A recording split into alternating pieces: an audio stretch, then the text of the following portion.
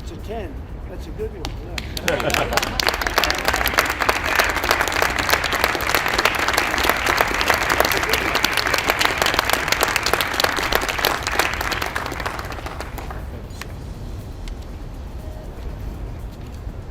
Imagine this, one of the world's most powerful agricultural powers, which has fed the planet for decades, suddenly loses 94% of its export contracts in just 2 months.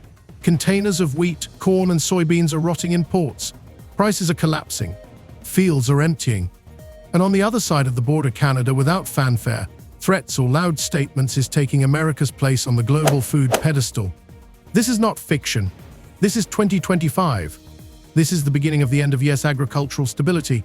There's been a lot of on and off, some inconsistency. There's no inconsistency. I'm not like a block that just, I won't delay.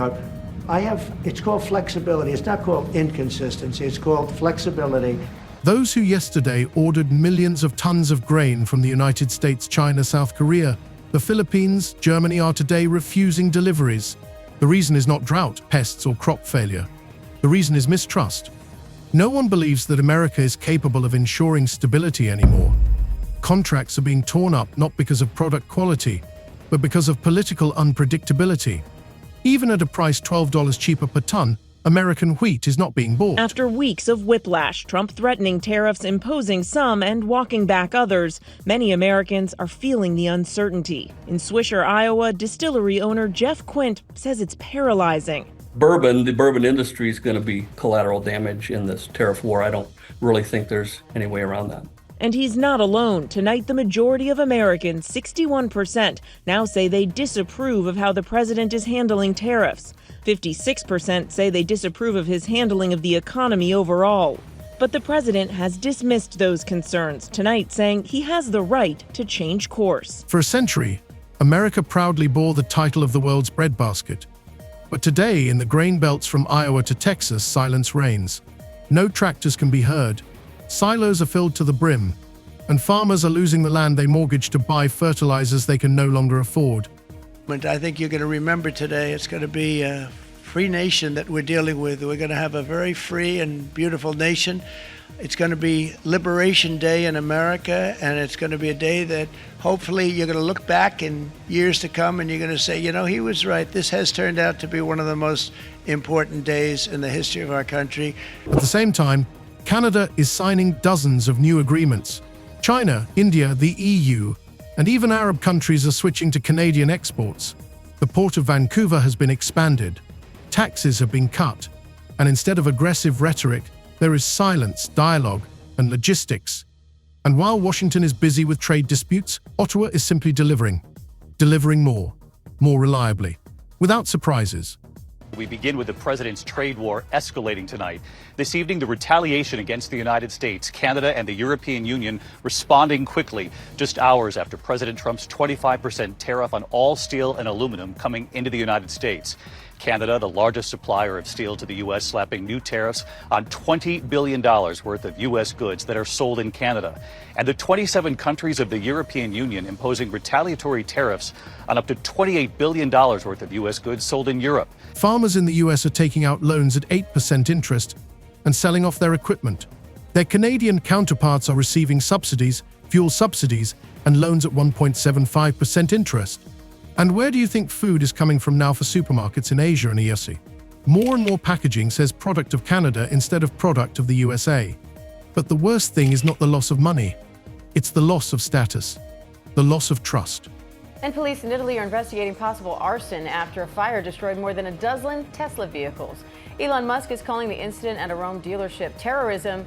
This comes as Tesla has been the target of recent protests around the world. While some still believe that everything can be restored, others are repackaging Canadian wheat under an American brand to maintain the appearance of former power. Right now, in these weeks, it is being decided whether America will remain an agricultural superpower or cede its place without a shot being fired, without sanctions, without a harvest crisis. If you think agriculture is just about farmers and food, you are wrong. This is a question of geopolitics. This is a question of national identity. Ready? The higher the tariff, the more likely it is that the company will come into the United States and build a factory in the United States so it doesn't have to pay the tariff. That will take many, as you know, that will take many years. In fact, I'll tell you, there's another theory is that the tariff, you make it so high, so horrible, so obnoxious that they'll come right away. When I do the 10%, 10% is really, first of all, 10% when you collect it is hundreds of billions of dollars. The numbers that you're talking, all reducing our deficit. But really, so there's two ways of looking at a tariff. You can do it as a money-making instrument, or you can do it as something to get the companies. Now, if you want the companies to come in. And perhaps the most dramatic economic shift of the decade is happening right now in the fields that no one is talking about. This is not a story about grain. This is a story about trust. It's about the fall of an empire and the rise of a new power. It's about Canada, which, without saying a word, has become the world's new breadbasket. And it's about America, which, for the first time in a century, is left with grain but no buyers. Watch closely, because this is just the beginning. In January 2025, the American agricultural sector began what would later be called a quiet collapse, a destruction that was not accompanied by loud statements, but was reflected in empty hangars, cancelled contracts, and sudden silence in the fields of the Midwest.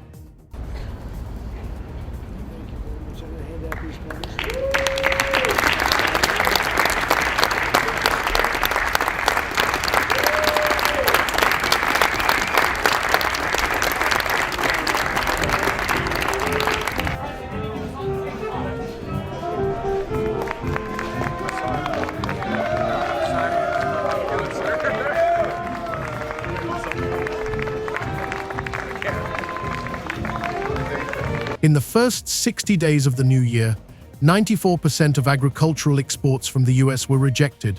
This is not a hypothesis, but a real fact confirmed by data from the US Department of Agriculture, which for the first time in decades recorded a negative balance of export orders for wheat, sorghum, and soybeans. It would seem that not long ago, America was confidently holding its position as a world leader, supplying grain and oilseeds to more than 120 countries. But everything changed almost instantly, as if someone had turned off the lights in a giant elevator. With Elon Musk's views on weighing into very much national politics, national elections in Europe. And then on top of that, when you see the backdrop of Tesla upgrading its product line and the impact of them trying to chase more sales at the back end of last year, that means it's short on inventory. It can't necessarily sell as many vehicles or doesn't have as many in stock to sell. So there is that issue there of a confluence of impacts, which means that sales have been falling. Again, the question is how much more that will impact into February as well, given that the back end of last year in 2024, Tesla sales did slip overall. Many hoped that this was a temporary logistical glitch or a mistake in the bureaucratic chain, but it quickly became clear that this was a systemic reversal. Dozens of countries, including China, South Korea, the Philippines, Vietnam, Saudi Arabia, and even Germany, began to cancel contracts in mass that had been considered stable for years just last year. The reasons are striking in their simplicity. It was not drought, poor grain quality, or logistical disruptions. The refusal was caused by mistrust. Trading partners are tired of political instability in the US, constant tariff changes, threats, and pressure tactics. Against the backdrop of the Washington administration's sudden change in tax conditions for foreign trade, other countries' governments began to take preemptive measures. They cancelled contracts and renegotiated agreements with Canada, Brazil, and Australia. After Trump imposed those sweeping 25% tariffs on aluminum and steel imports, the European Union retaliating with tariffs on up to $28 billion of U.S. goods. Trump making it clear this isn't over, vowing to respond in kind with sweeping retaliatory tariffs early next month. Against this backdrop of geopolitical shift, American ports have turned into warehouses. At the terminal in Los Angeles, more than 5,000 containers of soybeans and sorghum have been sitting idle for 3 weeks. Port cranes have stopped, and dock workers have been put on reduced shifts. In Portland, grain exports fell by 51% in 10 weeks, and the number of arriving ships halved. Containers became scarce, One farmer from Kansas reported that he had been waiting 17 days for a standard 40-foot container and still had not received it. U.S. President Donald Trump has announced a 25% tariff on all car and light truck imports into the country. It's due to come into effect on April 2nd. Economists and world leaders are warning that it will be a tax on consumers and have a chilling effect on the global economy. But to Americans, Trump paints a rosy picture, predicting that the levies will spur growth. All this is happening during a season when the U.S. has traditionally dominated the international agricultural market, supplying millions of tons of grain to Southeast Asia and the Middle East by early spring. Prices have collapsed. Sorghum, which had long been held just above cost, is now cheaper than corn. Feed mills began to force surplus grain into the feed segment, simply to prevent it from rotting in the elevators. Against this backdrop, dozens of farmers began to openly declare that they did not plan to plant this year. What am I supposed to plant if I couldn't even cover the cost of renting the land from last year's harvest? Asks Jason Miller, a farmer from Iowa, who, like many of his colleagues, mortgaged his equipment to pay for fertilizer and now finds himself $46,000 in debt. But while sorghum prices fell instantly, primarily due to direct tariffs, the situation with wheat became even more alarming. Shipments to Asian countries began to decline not for administrative reasons, but because of a complete loss of confidence. In the last week of May, the US faced negative orders for the first time in 30 years. There were more cancelled contracts than new ones. Against this backdrop, the Philippines signed a contract for 110,000 tons with Australia, rejecting American grain. South Korea, according to representatives of the Chamber of Commerce, preferred to overpay for Russian wheat, rather than wait for the next round of sanctions or tax reforms from Washington. One South Korean agricultural trader admitted in a private conversation, "We no longer want to buy at risk. Even if the US is cheaper, it doesn't matter if the rules change again tomorrow." At the same time, analysts say that the drop in demand isn't because of product quality. American wheat objectively meets the highest standards. Plus, it's cheaper. According to data from March 2025, a ton of American wheat cost $8 to $12 less than its competitors. But low prices are no longer an argument when they are accompanied by instability and political threats. One example, by the beginning of spring, more than 2.1 million tons of wheat were lying in warehouses in the Great Lakes region, 37% more than last year. Mills are freezing investments and waiting for a resolution. Transport companies are announcing route reductions. Empty elevators are becoming an increasingly familiar sight, even in places where machinery was running around the clock until recently. In North Dakota, farmers are talking about selling at 40 to 50 cents a bushel below cost. At the same time, logistics are also not working. There are no rail cars, and the cost of transporting grain to processors has risen by 23%. Some farms have started adding wheat to livestock feed simply to reduce losses. It is a bitter irony. A crop that once made the US the breadbasket of the world is now used as feed in a country where it was once considered a strategic export resource. And all this is happening not in theoretical forecasts, but in reality, where farming families are being forced to sell their land, close their businesses, and default on loans after 3 generations. In small towns in North Carolina and Nebraska, bank debt has risen by 19%, and personal bankruptcy among farmers has increased by 55% compared to 2023. In this chaos, the governments of buyer countries are making a simple choice not in favor of those who shout the louder the fort about their importance, but in favor of those who are stable. Rejecting American grain is not a rebellion. It is a quiet, cold, and calculated retreat. And while the US is discussing the next round of market protection measures, Canada is increasing its exports, opening new routes, and quietly signing agreements that were intended for the US just yesterday. Sorghum, wheat, soybeans, these are no longer just crops. They have become indicators of how much the world no longer wants to tie its food security to American unpredictability. While farmers in the Midwest are counting their losses and wondering whether to sow this spring, a completely different story is unfolding in the north of the continent, in Canada. Here, everything points not to collapse, but to takeoff. And this takeoff was prepared long before Washington began introducing new tariff barriers and tightening licensing rules. While container terminals in America are at a standstill and agricultural cooperatives are laying off employees, Canadian ports are working at full capacity. Vancouver has expanded its capacity by 25%, increasing shipments to Asia, and the Port of Halifax has welcomed ships with direct routes from Southeast Asia and the Middle East for the first time. In the first 3 months of 2025, Canada's agricultural exports grew by 38%, a record not seen in more than 2 decades. And this is no accident. As soon as the new wave of trade tensions between the US and China began, Canadian negotiators sprang into action. Within 6 weeks, a package of 12 new agreements was signed with China, India, Vietnam, the UAE, Saudi Arabia, and the European Union. These agreements provided not only for the supply of wheat, soybeans, and corn, but also for fixed-rate logistics routes, subsidized cargo insurance, and even a commitment by Canada to a force majeure reserve. Buyers were not offered a price, they were offered certainty.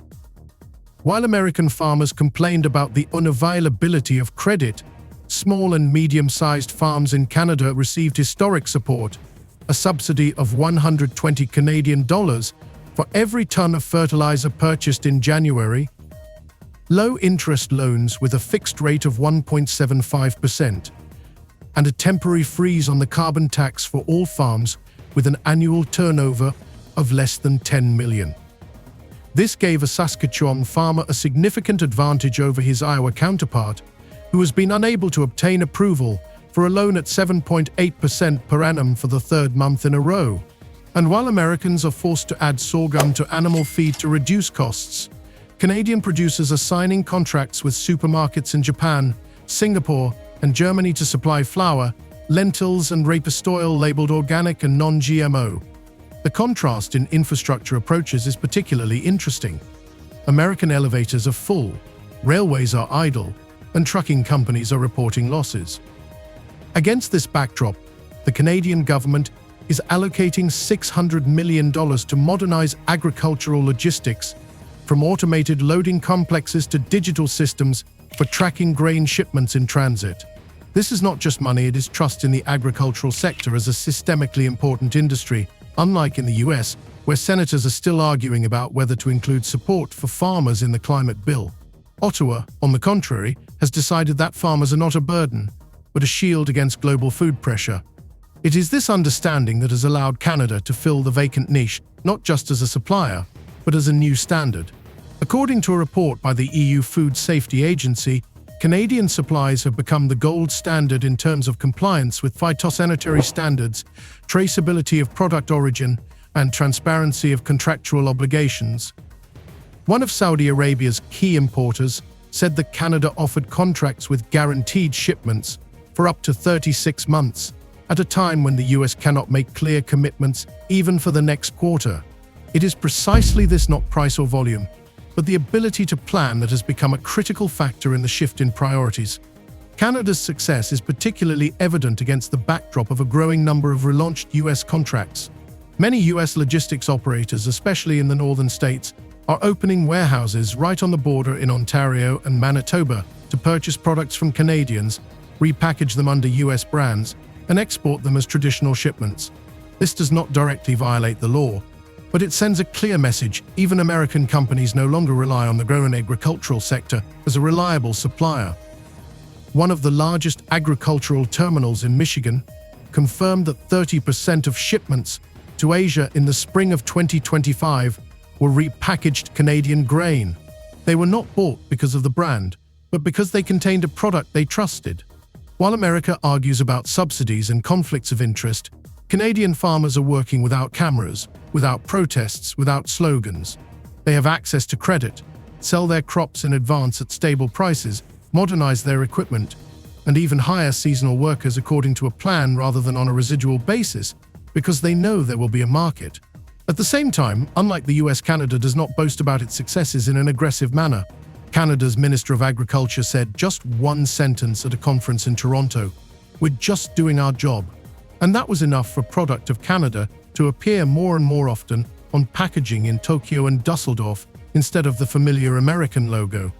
But perhaps the most telling moment is not in the numbers, but in perception.